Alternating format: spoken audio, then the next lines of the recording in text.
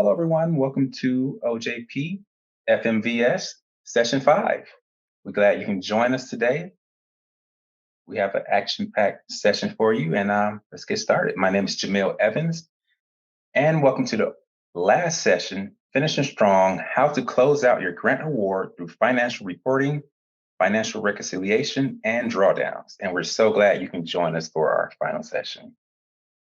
This session will highlight the reporting requirements pertaining to SF425 Federal Financial Reports, or FFRs, to ensure compliance with all the grant terms and conditions. Grantees will also learn the process for closing out their grant award with special attention to financial reconciliation and proper drawdown. Attendees will also receive updated information regarding FFATA, which requires full disclosure of all entities and organizations receiving federal funds. Before we get started, if you are experiencing any technical issues for this webinar, please let me know in the chat box. So let's go over a couple of Zoom tips. On the bottom left-hand side of your screen, you'll see that microphone icon. This is where you can adjust your audio options and mute and unmute yourself. If you're not speaking today, please ensure you mute yourself just to avoid any background noise or any interruptions. To the right of the microphone icon, you see that video icon, and this is where you can adjust your video options, start and stop your video. To the right of those icons, you see your chat icon, and this is where we communicate with everyone on the platform today. So let's just test it out. Let me see, what should I ask here? What is the last weather report for your area? Post that in the chat. Let's see if it's working for everyone. Sunny, okay. Humid rain. Great. So please keep in mind when typing in the chat box, the default setting is to message everyone. If you need to send a message privately, just select the drop-down menu and choose your recipient. And on the top right-hand side of your screen, you can change your viewing experience. You can go with speaker view or grid view. Captions and Spanish interpretation is available for today's presentation. You can enable live captions by clicking the live transcript up arrow and selecting Show Subtitle. Spanish interpretation is available by clicking the globe icon on the bottom of your screen and selecting Spanish. If activated, you will hear Spanish audio at 80% and English audio at 20%. You can turn off the English channel by selecting Mute Original Audio. Then you only hear the Spanish channel.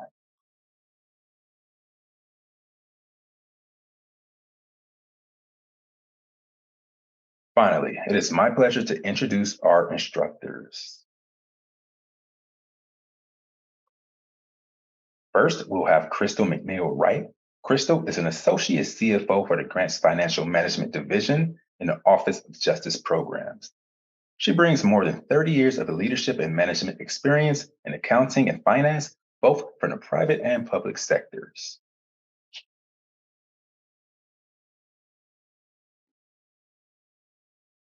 Next up, we'll have Russ Bermejo. Russ is a Senior Training and Technical Assistance Specialist for the OJP TFSC. Russ brings over 10 years of experience with projects serving children and families affected by child maltreatment and substance use disorders. Today, we'll also have Rosabelle Loya. Rosabelle is a Project Operations Specialist for the OJP TFSC and TFMC. Rosabelle brings 10 years of experience in finance, victim services, operations and training, and technical assistance.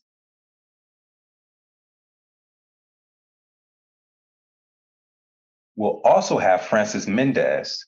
Francis is the project director for the OJP TFSC, bringing 25 years of experience in Justice Victim Services Program, financial management, training, and technical assistance.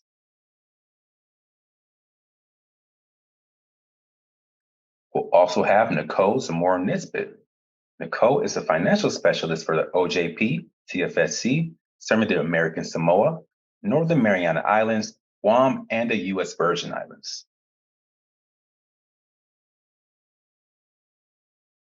Last and certainly not least, we'll have Zarel Exebedo. Zarel is a financial specialist for the OJP, TFSC, and a native to Puerto Rico. For the past 3 years, he has supported the American Red Cross grantees, aiding Hurricane Mariana victims in the areas of energy, water, agriculture, health, and disaster preparedness.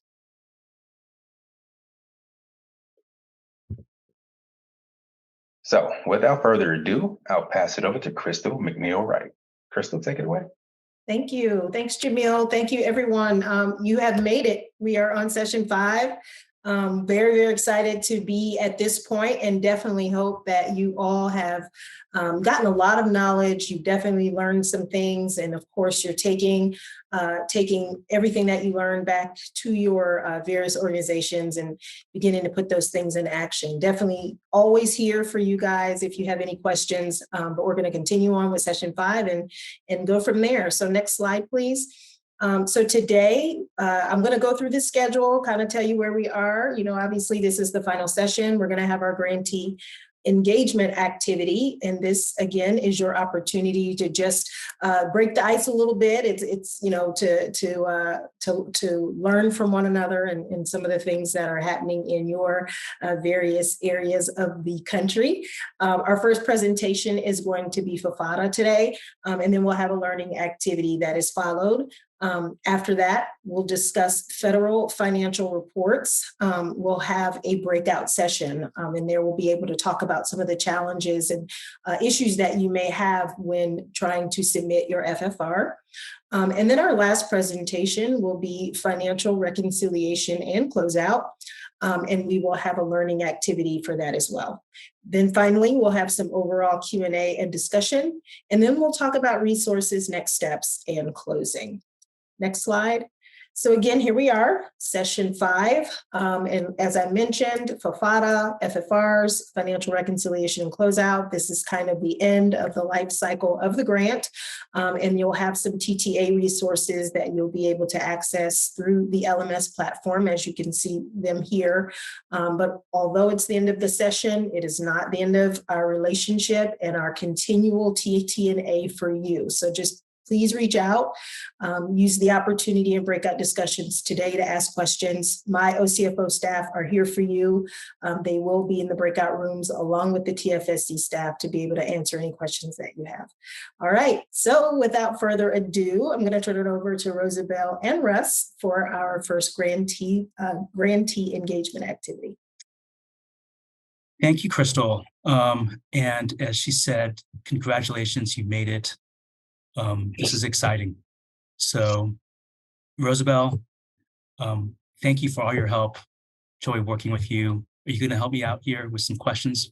Yes, I'm excited. Let's do it. Yeah. So let us, where is it? Here we go. Again, if you have your cell phone, and Rosabelle, you're able to see the QR code? Yes, I can see it. Yeah. If you have your cell phone, go ahead and scan the QR code, or you can go into menti.com and enter the code there. We have a set of 3 questions. So as you're setting yourself up, we'll give it a few moments. Again, I want to say thank you to the TFC staff. I also want to say thank you to the OCFO staff. We enjoy partnering with them to provide TTA to the territories and for other grantees, so you can better manage your federal grant award. We are here to help you. I just want to reaffirm what Crystal just said there.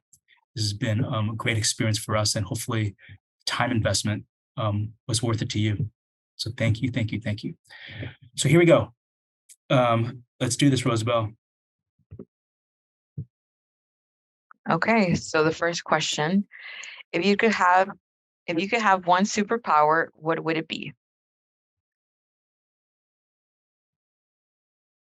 Rosabelle, if you had one superpower, what would it be? I think for me it would be, I'm not sure if this is a superpower, but I would love to be invisible. There it is. Okay, let's see. Oh, being invisible. Nice. Yes. I like protect every child. That's a superpower. Whoever said that, thank you. Make me feel nice. A lot of like invincible. That. I like that. Yeah. Teleportation, of course. flight, a Making mind people reader, nice. a mind reader, invisibility, fearless. I love that too. Mm-hmm. Yep. Yep. People want to be invisible. All right. Thank you, everyone. Let's go to our next question. Oh, I got to read that one. Eat and not gain any weight. That's a great one. Who wouldn't want that? All right. Next one. Okay. You have one day off for yourself. Where do you go locally and what do you do? This is another question that we ask whenever we're on site, and we may not get a whole day off. Sometimes we'll have just a few hours, but that's a question we often ask. Hey, do you have any suggestions to visit? So we would love to hear that. Okay. Rest. Yep. Barbecue at the beach. That's awesome. Take a nap, the beach. One of the cool things about working with the territories is there's a lot of beautiful beaches. Somebody said playa. It's also beach. Yeah.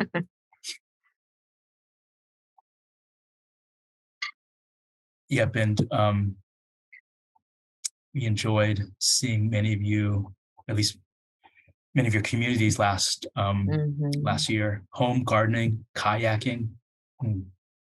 That's a beautiful activity. Okay. Take a walk. Dog. All right. Make sure you treat yourself well.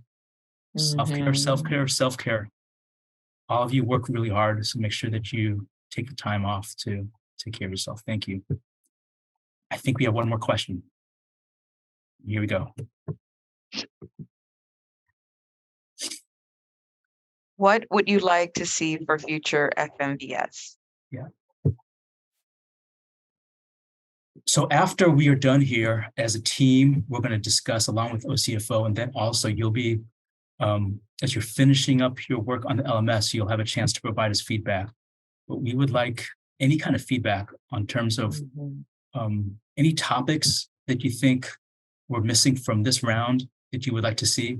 Are there any other types of sessions that you would like to see addressed? So please take a moment, think about that.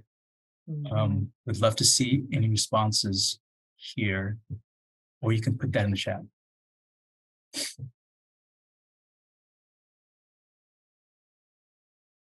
This one, I can kind of sense people are thinking about this. Is there a particular topic that you would like to see? Particular area of grant work? Okay, here we go. More in-house sessions, okay? Monthly, quarterly webinars, learning opportunities. Thank you. It's good. And we are so happy to know that that this was meaningful for you. So thank you for that.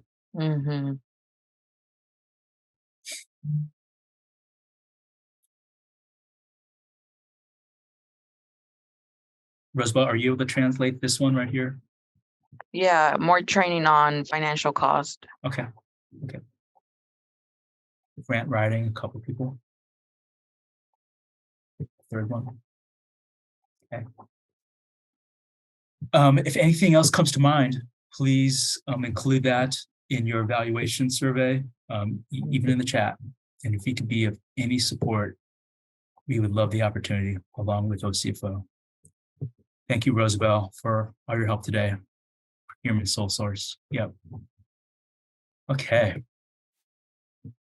Well, let's go back into the PowerPoint. Thank you, everyone, for participating. Yeah. Thanks, Rosabelle. And we'd like to turn this over to Francis, who's going to talk about FFATA. Thank you, everyone. Thank you, Russ. Next slide.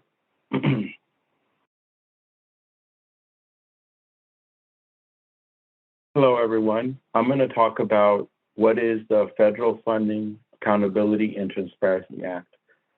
So this is a law that was passed in 2006. which requires certain information on subawards and compensation to be reported.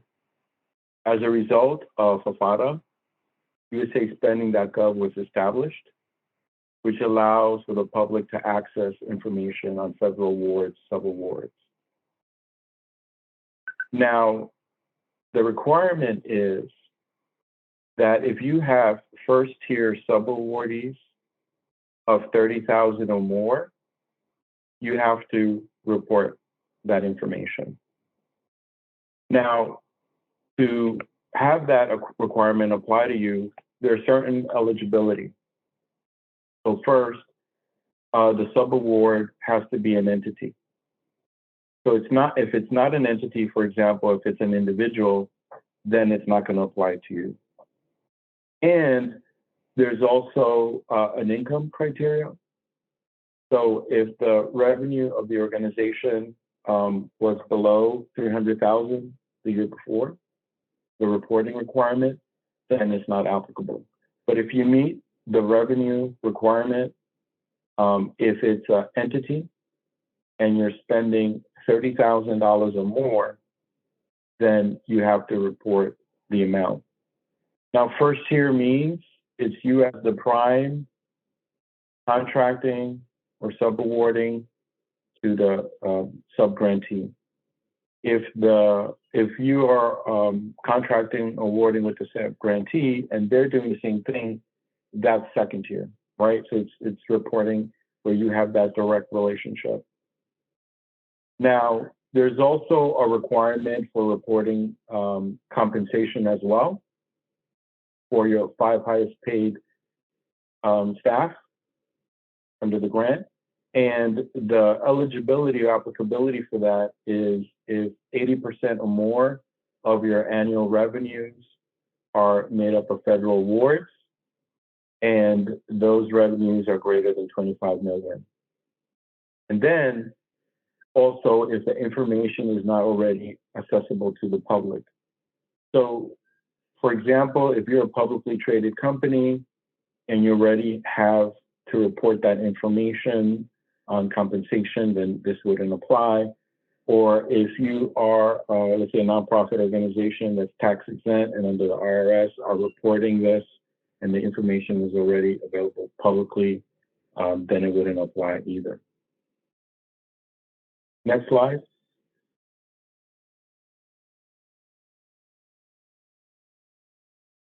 Okay, so one thing to note is that the requirement of reporting was increased from 25,000 to 30,000, right? So the 30,000 requirement went into effect November 12th, 2020. So depending upon when you get the grant, right, is when that threshold applies. So if the grant was 11, 12, 20, then you apply the 30,000 threshold. And under that threshold, I say you have to report the data. Now, there's a reporting system to report that data, right? It's the FFATA Subaward Reporting System, or the acronym that's FSRS. Next slide. Okay, so when to report. So as I mentioned, the requirement now is 30,000. You're the prime recipient. You have to report on the first tier subaward data, and if you meet the requirements, on the executive compensation data as well. So you have to report the information in the FSRS the following month of the obligation being made. So for example, if you made the award in October 2021, you have until November 30th, 2021 to report the information. Next slide. So as I mentioned, the FFATA requirements to report the information, you have to enter the information in FSRS. You can access FSRS through the link provided in the slide, and that's how you would be able to report the information. Okay. Next slide. So I'm now going to turn it over to Andrea, who's going to do a learning activity for us on FAFATA. Andrea? Hello, everyone. So let's go ahead and go to the next slide, please. Okay, so it's quiz time. Our first question is, FAFATA requires prime recipients to report on first-year sub-awards of blank or more. So is it A, 20,000, B, 25,000, C, 30,000, or D, 50,000? So go ahead and put your answers in.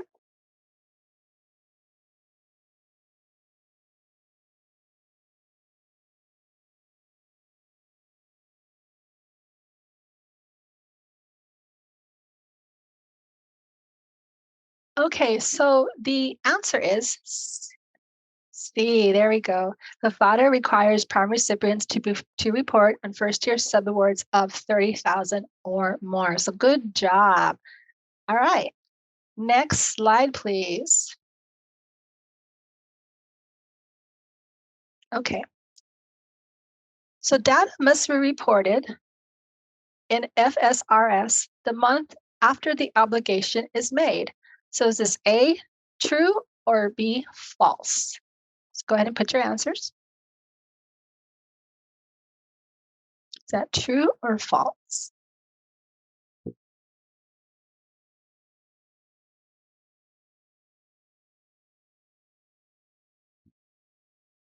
And it's true.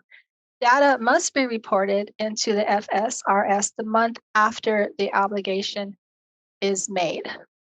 So yes. And good job. Next slide, please.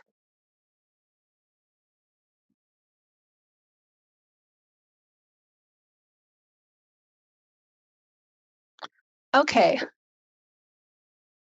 Hold on one second here.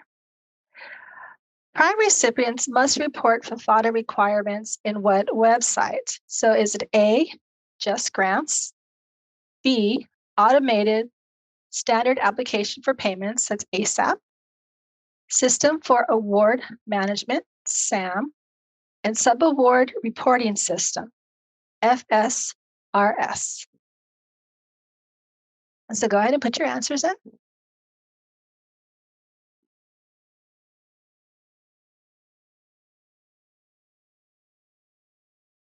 Yes, Subaward Reporting System, FSRS. Good job. Okay, next slide, please. Okay, on this one, go ahead and put your answer inside of the chat. If a grantee has a multi-year grant and issues a new subaward agreement for the same recipient each year, which each year's agreement be subject to that 30,000 threshold, or would it be the cumulative amount year to year that is used to determine if the subaward meets the threshold amount to report for FAFATA purposes? And go ahead and put your answers into the chat. This is a thinker.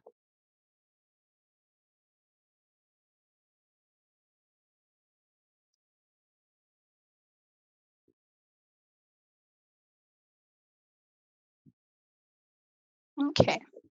So for this one, the answer is if multi-year funding is provided to a subaward for the same or similar work that was performed in previous years, the additional funding is considered a continuation of the previous work, and a new award should not be issued. Okay, next slide, please. Okay, so that's the end of this quiz. Now I'm going to go ahead and turn it over to Sorrel Acevedo. Thank you, everyone, for participating. All right, Andrea, thank you. Okay, so on this next part, we're going to cover the famous Federal Financial Reports, or FFRs. Next slide, please. Okay, so the first thing we have to say is that you need to remember that that FFRs are now submitted in the Just Grants system. Okay, it used to be that there was an SF425 form, but now those same categories are found over in Just Grants, and you just fill them one by one. Okay. So when you fill out the report, the first section or the top section is going to identify your agency and your grant number, and then the bottom section is the one that is going to look for the more detailed information of funds that that went out the door, like we say, if it was cash basis or if it was accrual basis. Okay, you need to know what accounting basis you're using because the system is going to ask you for it. Okay. Having said that, you need to remember that you have 30 days after the end of each calendar quarter to submit your reports. You must have a system within your organization to extract the account data in a timely manner so that you can put all that data into the Just Grants platform. Okay. Plan ahead. If you have a financial or an accounting person working with you, ask for that info on time. Don't wait till the last minute, right? When they are going to be sort of bogged down with a lot of work to do, okay? Also, if you're nearing the end of the award term, it is good practice to ask for how many funds you actually have left on the award to assess whether you're going to be able to adhere to the budget as originally programmed, okay? Next slide, please. All right, so if you have any questions concerning the FFRs or need assistance with Just Grants, the platform's service desk can be reached at 888-549-9901, or you can write an email to justgrants.support@usdoj.gov. Okay, the hours of operation are between Monday to Friday, 5 a.m. to 9 p.m., and then Saturday, Sunday, and federal holidays from the same time. No, actually a little bit later, from 9 a.m. to 5 p.m., okay? Also, if you feel more comfortable, you can always contact your program manager, okay? And remember, you have our assistance too. You can always contact any of the TFSC members, and we will be more than glad to assist you. Okay. Next slide, please.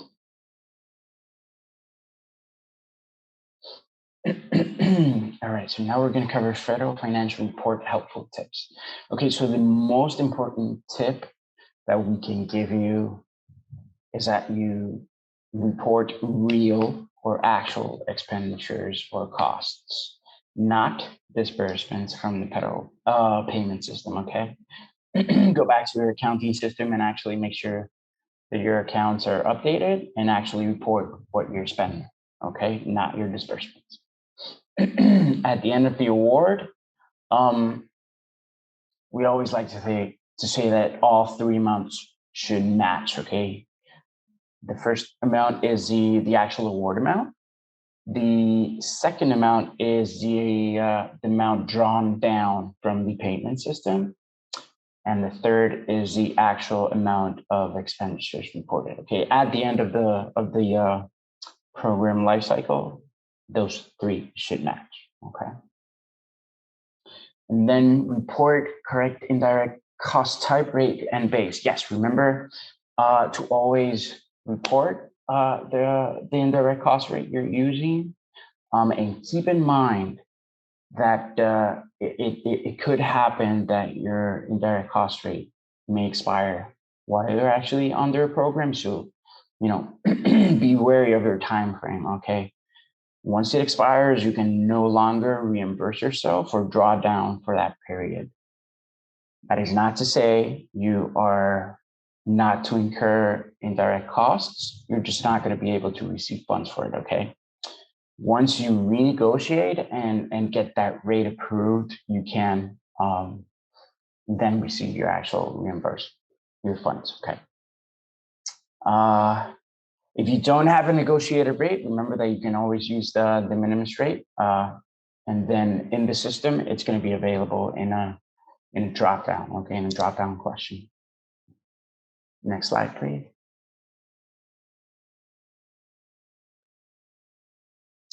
All right, so I think we went over this, but we want to go a little bit more into detail here. Again, remember your SF425s or your actually quarterly FFRs are due quarterly, and that funds will be frozen if the report is not in the Just Grants platform within 30 days after that quarter close. So that means for the period from October 1st to December 31st, after January 30, it's delinquent. From January 1st to March 31st, after April 30th, it's delinquent. From April 1st to June 30th, after July 30, it's delinquent. And last, from July 1st to September 30, in October 30, it's delinquent. It is not the last day of the month, it is the 30th, okay? If the report is not in the system, your funds will be frozen, okay? And they will remain frozen until the report is uploaded. Once it is actually uploaded, it could take up to 24 hours until the system sort of cycles in updates, and then your funds will be unfrozen, okay? All right, next slide. All right, and remember, if you have any problems with your SF425, you also can contact OCFO, okay? If you have problems with Just Grants, you can contact the Just Grants email. You can also contact OCFO. Phone number is on the screen. It's 1-800-458-0786, and then the email is ask.ocfo@usdoj.gov. Again, I remind you, you can always contact any CFSC personnel with any question, doubt, topic, anything you need FFR related, okay? And anything finance related for that matter, all right? Next slide, please. All right, so now I'm gonna leave you with back with Francis, and we're gonna go into a breakout session. Thank you, Zarel. Next slide, please. All right, for the breakout discussion, we're going to take about 10 minutes, and then we're going to talk about these 4 questions in your breakout. So it's an opportunity to talk about what are the challenges your organization is facing with the FFRs in terms of assessing the information that you need, submitting it in a timely manner, making sure that figures are accurate and are a true representation of your program expenditures, and what support would be helpful to you to be able to address these challenges. So we're going to break for 10 minutes, talk about these questions, and then have 5 minutes to report out. During your breakout session, you'll be able to see these questions to guide your discussion. All right. So Jamil, let's go into the breakouts. All right, if we can go to the reporting slide, Jamil. Francis, do you see it? Oh, the reporting slide. Yep. Yep. There we go. Yep. All right. Thank you, everyone, for participating in discussion. I can go first, and then we can hear from the other groups. So for our group, facilitated by Selene, we first talked about did folks have responsibility for reporting the FFR? And most folks, there was somebody else that had that responsibility. So for example, one person mentioned the CFO. So we also asked if folks had to provide information for the reporting. Most indicated that they had that information or they would get it. So we talked about some of the things that are important in financial reporting. So making sure that what you're reporting is based on what the expenditures that have been recorded and that it is accurate. We also talked about some of the things that the financial monitors may find. For example, the match is not accurate, things like that. All right, anybody want to share what they talked about in their group? Sure. So for our group, we had a similar discussion. Some people were not responsible for the FFRs. They had a specific office dedicated to submitting that information. Some people, they are the ones submitting it, and others work with like an accountant who does that. So in terms of the structure, we talked about how the different organizations are structured in terms of submitting their FFRs. We did a scale of 1 to 10 for the confidence in terms of the accuracy of submitting their information. And most people are either confident or very confident that the information is being, the information in their FFR is accurate. And they have a special system in place where, the accountant verifies the information with them.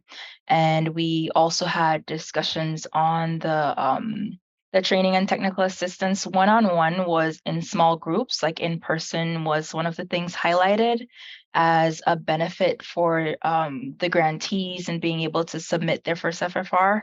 And we also talked about something mentioned in a different session, which was someone talked about having like a dummy system where they can submit FFRs and stuff without the repercussions that it's a live system and they can have issues if it's incorrect. And that's all for our group. Thank you. Anybody else want to share what their group talked about? I'll go. This is Russ. I like that scale that Nicole just implemented there about the level of confidence. That would have been a good thing to ask. We had similar to what Nicole mentioned. Couple of our group members talked about how they handle the FFRs within their agency, and for the most part that worked out smoothly. But we also had a couple other attendees that mentioned that that having an outside or someone outside of the immediate circle, that actually created challenges, particularly in the areas of accuracy and timeliness. So as one of them mentioned, if there's any advice out there, or if there's any strategies on how you can work collaboratively with an outside or someone that's outside of your immediate division or department on FFR submissions, they're all ears. CFO staff remind us about the deadlines. So gaining clarity, making sure that the whole entire financial grants management team, including subrecipients, are on the same page in terms of dates. It's also key. But if there's anything there that, particularly in our group, if there was any other questions, because we were in the middle of the discussion and then we got cut off. So we were having a good discussion before we had to return back to the main room. Thank you, everyone. Great. Thank you. I think Zorel, did you want to update us in the group discussion? Yes. Our group discussion was mainly centered around the timelines, right? The 30 days that they have to actually report on the quarterlies. There was a grantee who said that it became increasingly difficult and or impossible to sort of gather the 20 managers that they had to gather and go over the information in the reports on time to actually be able to submit them within the 30 days. And it's because they're trying to make sure that what the reporting is entirely accurate and correct, that they want to go through this process, and that they actually think that a slight increase to 45 days would be ideal. So, yeah.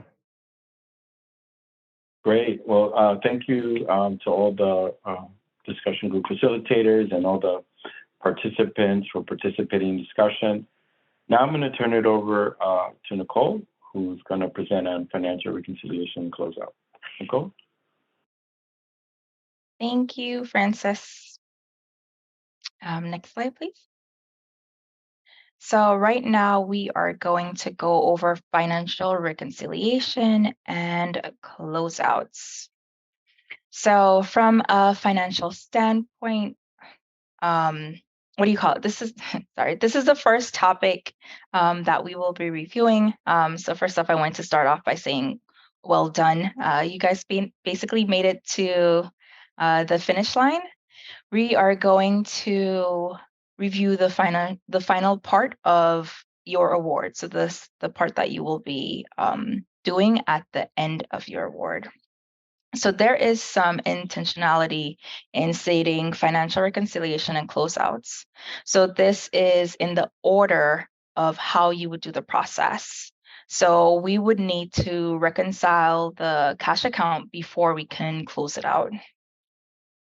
So you need to be able to reconcile your financial expenditures and make sure that they are equal to or greater than the cash that was dispersed from the payment system.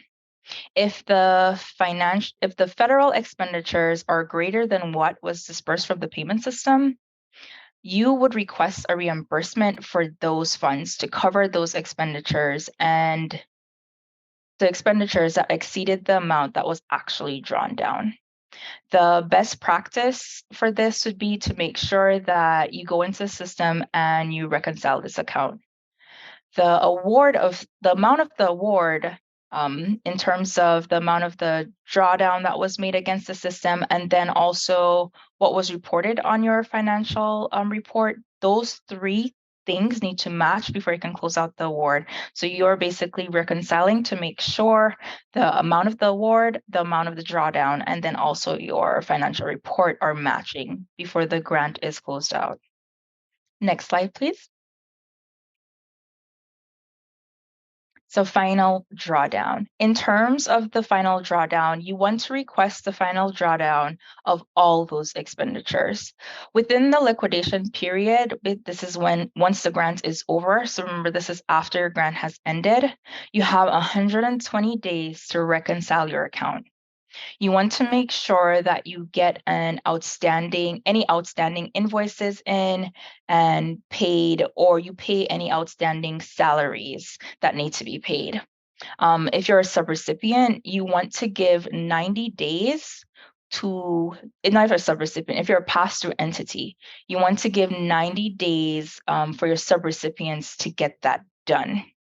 As discussed in the last session, your subrecipient should not have the same timeline as you. They don't have 120 days. They should have about 90 days to liquidate everything and then get it to you. During your 120 days, you want to provide any additional information that you need, because if you do not provide this during that time frame, there could be delays in you getting paid. After the 120 days, it's important to know that your funds are frozen and you cannot go in and make a drawdown. In order to receive funds after that time frame, additional administrative paperwork is needed in order for you to get your funds. Next slide, please. Okay, so here it says the award recipient must report the amount of the funds returned to the federal agency. However, that is not like totally true. The federal financial report is a report that shows expenditures out the door. It does not show the amount that's being returned to the federal agency. However, on line 10H, it will show the unobligated balance that you did not obligate within your system, which will ultimately have the awarding agency deobligate those funds. Also, on line 10O, it will show how the unexpended amount of the program funds, and that is something that you would need to send back to the awarding agency. So additionally, recipients must return any excess cash back to the awarding agency, and you want to make sure that you are doing that and submitting the check when you're submitting the final report. Well, submitting the money when you're submitting the final report. Next slide, please. The final FFR is going to show the cumulative expenditure for the award. Your report should not have any unliquidated obligations. You cannot close out the award if there are unliquidated obligations that still need to be resolved or paid. So once you have liquidated those,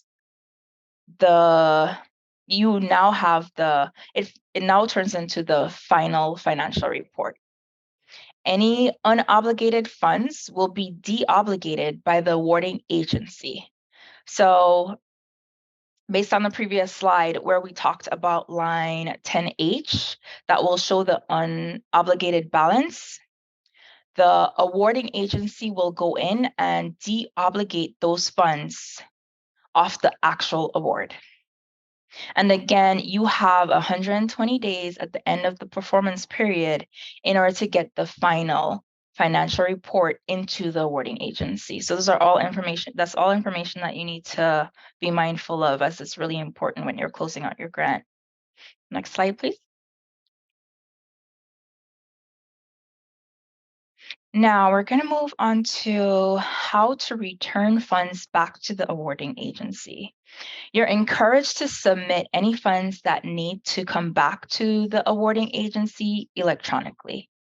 It is easier and it's the most efficient process for sending back funds to the awarding agency. However, you do have two ways that you can do it.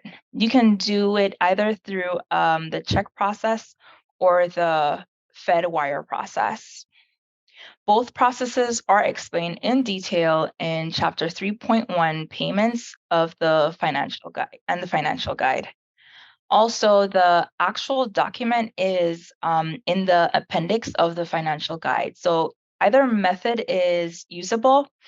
The only thing that you have to do is get your financial institution to make sure that they are sending it the money back utilizing one of those methods.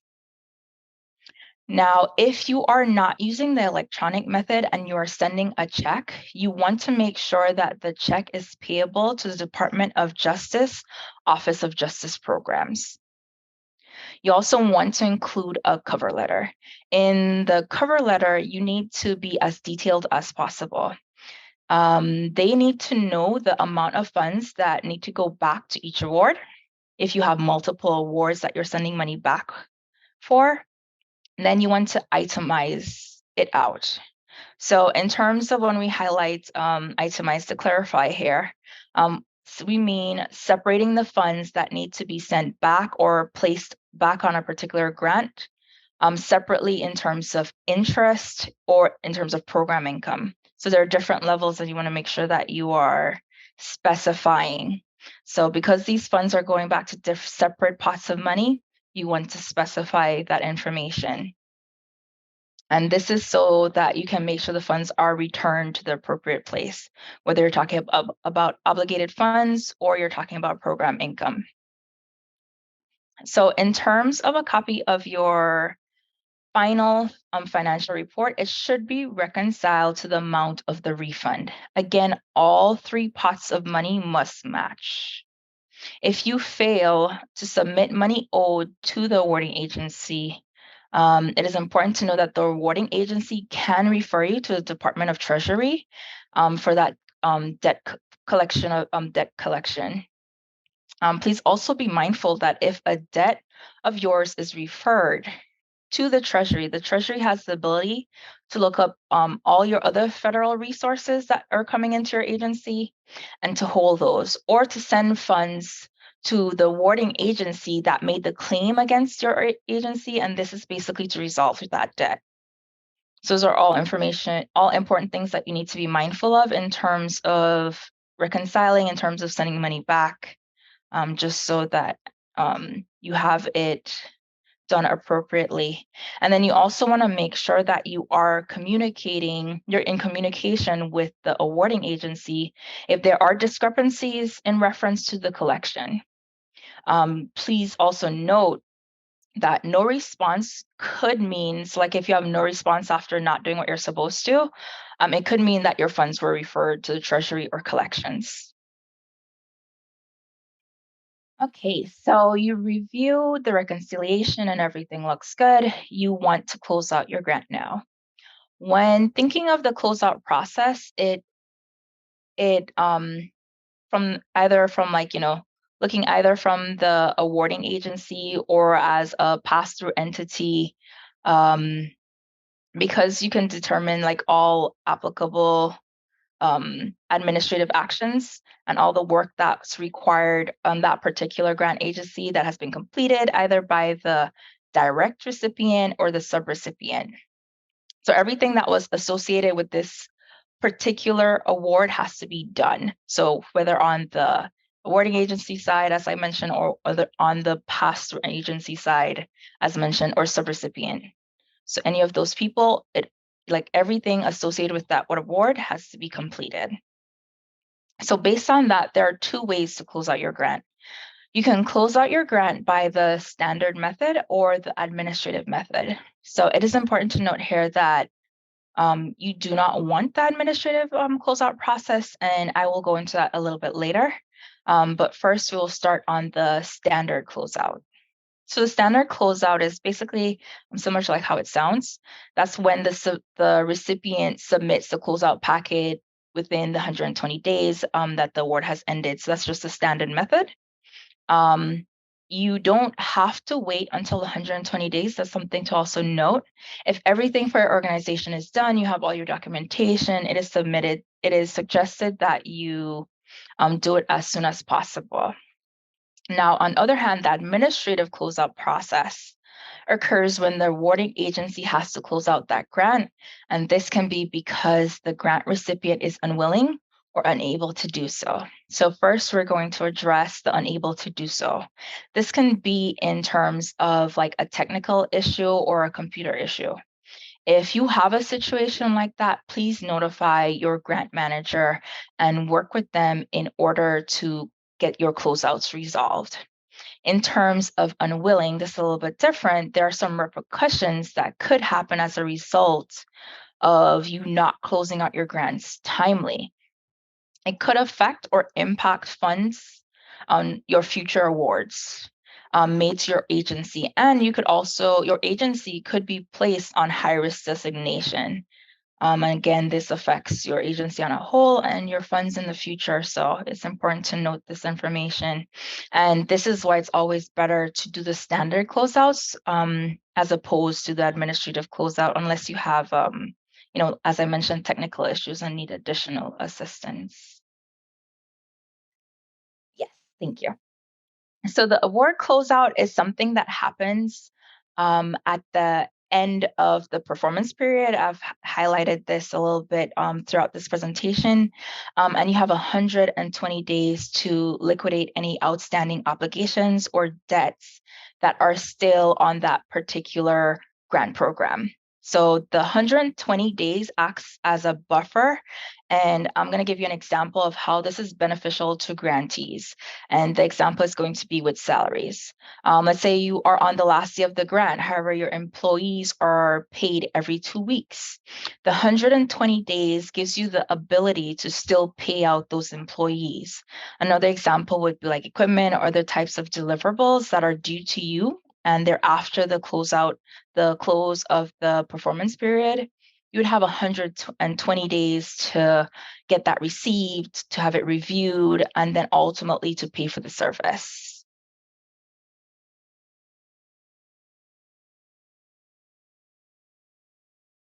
So from a financial standpoint, there are 3 things that OCFO is looking for in terms of like the closeouts of the award, and also be mindful that your program officer there's a possibility that your program office, there's a possibility that they may have additional requirements in terms of your, like the closeout of your award. So do not ignore that and just focus on the one area. Just make sure you're considering that there are multiple needs in terms of closing out your award. So here we are focusing more on the financial aspect. So you're required to perform the final financial reconciliation to make sure that all three pots of money match. Again, the amount of the award, the amount that you draw down, and the final amount reported on the financial report. So you're making sure all three match when you are doing, and you also making sure your performance report is matching what you did. So based on the type of special condition that might be on your award, you, as I was highlighting earlier, you might be required to provide additional information to close out your award. So now that actually concludes the presentation on the financial reconciliation closeouts. I will turn it over to Andrea to review the learning activity. Okay, it's quiz time again. Let's go ahead and go to the next slide, please. Okay. Prior to the grant ending, a grantee did a drawdown of funds for an order of materials and supplies. However, they stopped the shipment and used those funds that were drawn down for laptops and other equipment after the grant closed out. Is this allowable? Give everyone time to answer.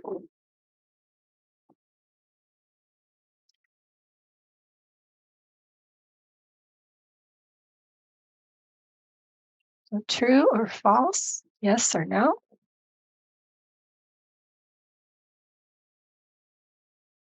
I gave it another moment.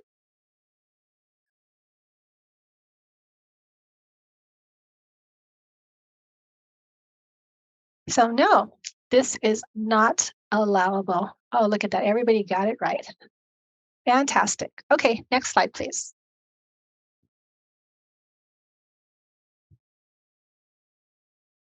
Okay.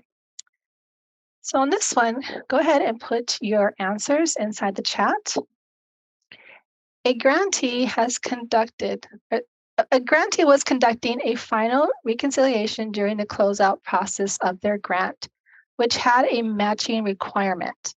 The grantee was trying to calculate the match required. So how should it be calculated?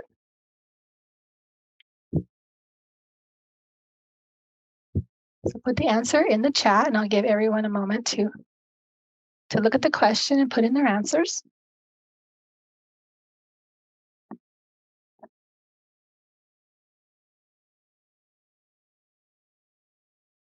How should it be calculated?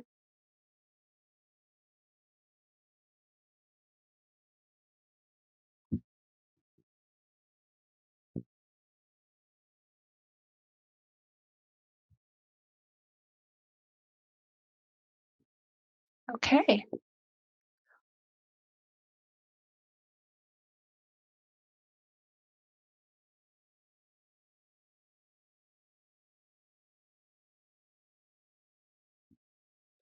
There's some good stuff posted in the chat.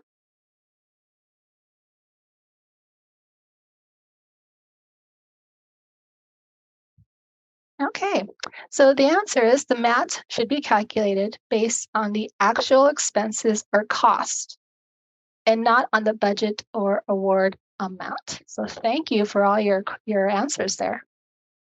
Next question, please. Next slide, please. Okay, here we go. During the financial reconciliation process, a grantee determined that they had expenditures on the grant that were not reimbursed and had occurred prior to the grant's expiration. It has already been 60 days after the expiration of the grant. Can the grantee seek reimbursement for those expenditures? Yes, they can, or no, they cannot.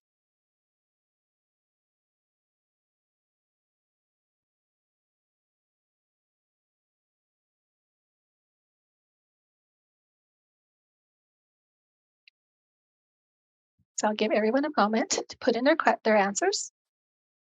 So yes, they can, or no, they cannot.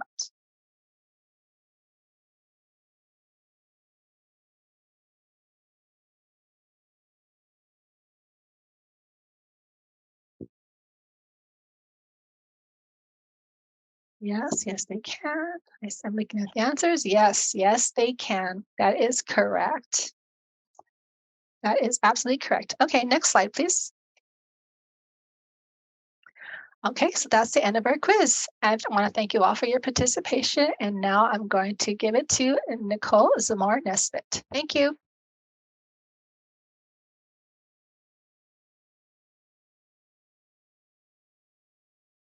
Thank you so much, Andrea. So at this time, we're going to do like an overall Q&A. So this doesn't have to be only applicable to the most recent presentations. It can be anything from the first one all the way to now. Again, feel free to unmute yourself and ask your questions, or if you prefer to type in the chat, that's also available.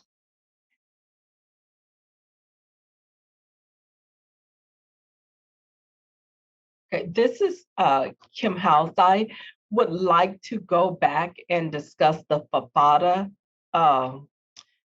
comments.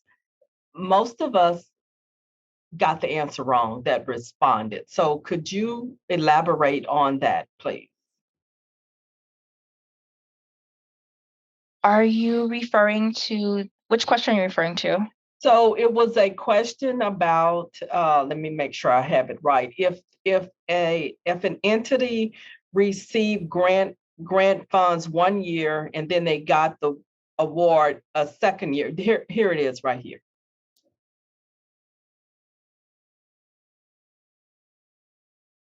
Okay, so if a grantee has a multi-year grant and issues a new sub-award agreement for the same recipient each year, would each year be subject to $30,000 threshold?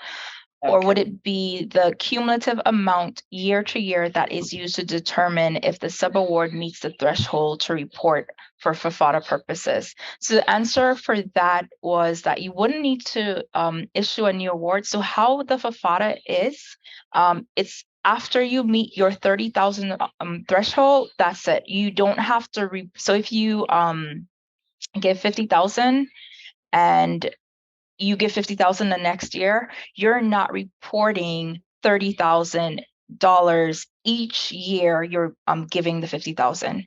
You would report it within the 30,000 threshold the first time, and then going forward, you already reported it, so you're not reporting it again. And anybody can feel like, does that make clarity? Okay, so it's because it's a multi-year grant. Yes. So it's a continuation. It's a continuation. I get it now. I get it. Okay. But if it was a single year grant and you say you would get a new award each year, then you would have to submit this each year, each new grant award. Yeah, so a great example would be if you were giving a different award to different people each year, then you would be reporting each time. Yeah, okay. Because it's, someone completely different. Thank you. You're welcome. Does anyone else have any questions in terms of any of the presentations or clarity that you need?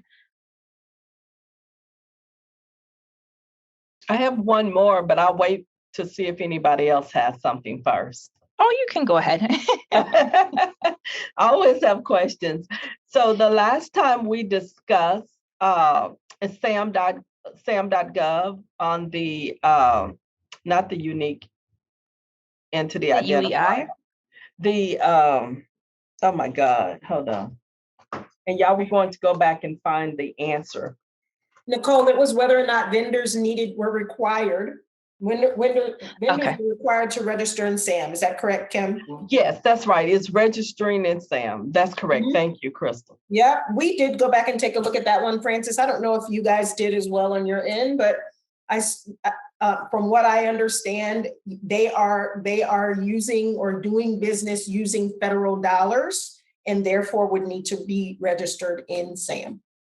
That is also what we discussed and came up with. Okay.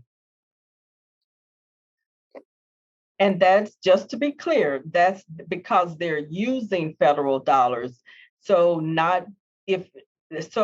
whether they have a direct contract with the federal government or not. Correct, because they don't have to have a direct, it's federal funds. Because they're federal funds, they would need to register in SAM. Okay. I hope that makes.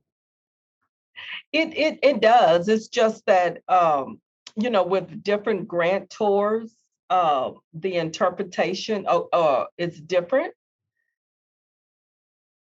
And so that's why I wanted to find out. Yeah, I mean, I would love to, I mean, I don't know if you want to share, you can share later offline what other grantors you have or you know of that are interpreting that differently. Okay, I will share. That would be helpful to share that with the TFSC group at any point in time, and maybe, you can take a look at that. Okay, definitely I will. Thank you. Does anyone else have any questions before we move forward?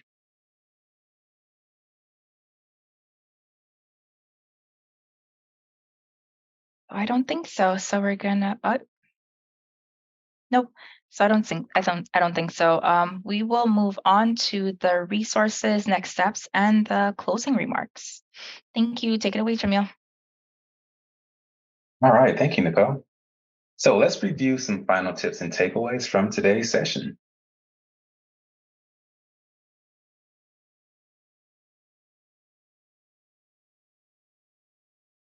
Okay, so we're all familiar with the LMS by now. You can use the LMS to access learning materials, complete knowledge checks, check current progress, receive certification, access FAQs, and complete evaluations.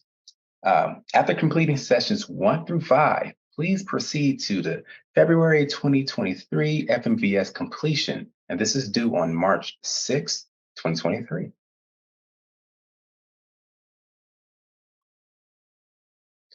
Please review all of these resources, which are listed on our LMS. So we have fact sheets, guide sheets, infographics, job aid checklists, and videos. And please leave your name in a chat or contact us if you have not been able to log into the LMS. We'll be happy to help you.